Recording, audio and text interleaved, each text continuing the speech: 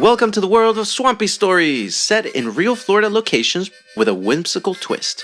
Today, we continue the adventures of the Bird Gang. Let's go meet them and see what they're doing. Crazy Crane is a tall and slender sandhill crane. He often takes bread from unsuspecting humans and flies down from Canada when it gets too cold. I'm Crazy Crane, king of silly. He's followed by his tiny friend, the American coot, usually found in tall grasses at the edge of lakes. Coot is quick, alert, and was the winner of a rodeo match back in episode 3. Coot, coot, coot, coot, coot. Ready to get on the move, Captain. And lastly comes Spoonbill with his round beak and plenty of opinions. Hello, I'm Spoonbill, and today we are at Lake George, though I'm not entirely sure why.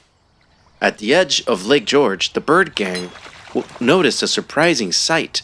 A colorful bird was hammering away at a strange wooden boat. It was Bamba the toucan. Toucans are birds from the rainforest of Central and South America, known for their bright colors and huge beaks. Bamba had escaped from a zoo long ago and traveled north, exploring forests and rivers along the way. A toucan in Florida? That makes no sense. Hello, travelers. Welcome to Lake George. Coot, coot, coot. What are you building? That boat looked like something from an inventor's sketchbook. It was made from polished jungle wood, sealed with sticky tree sap, and held together with thick, twisting vines. Ropes, pulleys, wooden gears, and dozens of colorful buttons covered the deck. I built it during my travels. Originally, I wanted to sail around the world, but when I discovered Florida springs and caves, I decided to stay here a little longer. Woohoo! Can we try it? Sure, I've been traveling for months. I could use a rest. Soon, the birds were cruising across the wide waters of Lake George in Bamba's strange invention. Woohoo! Look at this lake! It's so big I can't even see the other side! Just then, Bamba called out from the shoreline, "One warning, birds! Steer clear of the middle of the lake!" But why? Sometimes the water drains into the caves below, and the currents get kind of strong and the surface begins to spin. Spin like a carnival ride? More like a whirlpool. Just then, something shiny flashed deep below the water. Woohoo-hee! Did you see that? See what? Something shiny down there. Maybe treasure. Crane, remember what the toucan just told you. Good, relax, Bill. We're just gonna take a quick look. And with that, Crane steered the boat toward the center of the lake, ignoring the warning. The lake's surface began spinning fast. The boat is spinning. Crane, this was a terrible idea. Okay, maybe a tiny mistake, but we're just gonna take a quick look. Submarine mode. Press the submarine button. Good, okay, press the button. Okay. Coot slammed the large blue button on the control panel, and wooden panels slid over the windows. Small fins unfolded beneath the boat, and slowly, the strange invention began to sink beneath the swirling water, and down they went into the whirlpool.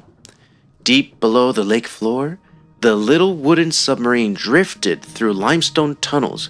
Ooh, there's that shiny thing.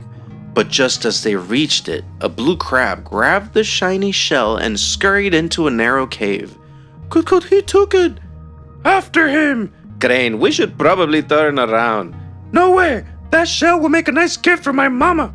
And so the tiny submarine followed the crab deeper into the caves of the Florida aquifer. The tunnels twisted and turned like a maze. Good, I think we're lost now. Crane, do you know the way out of here? Oh, totally. And just then, the tunnel split into two different directions. Oh, look, a fork in the cave. A fork? What are we eating? No, silly, a fork means the path splits into two directions. This was a horrible idea. I can't believe we are lost underwater because of some silly little shell. Listeners, we're gonna need your help. Should the birds go left or right? Point your finger in the direction that you choose. All right. Let's try that direction. Good. Oh no, there's another fork ahead.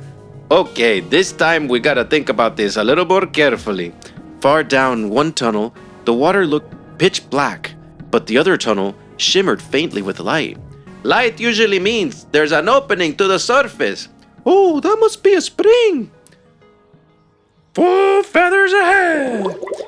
The current suddenly rushed through the tunnel. The submarine pushed upward toward the bright opening. they burst into a crystal clear cavern. A huge underwater cavern, and sunlight filled the underwater walls, and shells sparkled along the sandy floor. Then they noticed something incredible. Hundreds of mullet fish were swimming in a giant spinning circle. Good. It's like a fish tornado. Or maybe a fish dance party. They are gliding together in perfect unison. Why can't we be like that?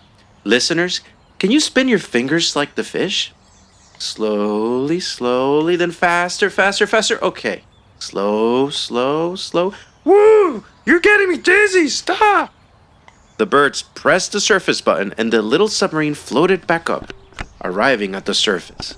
Just then, Bamba the toucan landed on a nearby branch. I see you found a spring. I'm glad you're all right. We should have listened to your warning. We could have been lost down there forever. Well, I'm glad you're okay. I've been trying to piece together this puzzle here, and I think we found out. It seems that rain sinks into the ground and travels through the limestone tunnels. Those tunnels carry water across Florida until it bursts back up through springs like this one. I've seen clear springs like this one all over the state. I think you're onto something here, Bamba. Thanks for letting us use your boat. Now I'm gonna relax here and enjoy the sun. This was such a great adventure. Hey, Swamp Buddies. Hope you enjoyed today's adventure. If you'd like to be a host on the show, click on the episode subscription for instructions on how to participate. See you in your next adventure.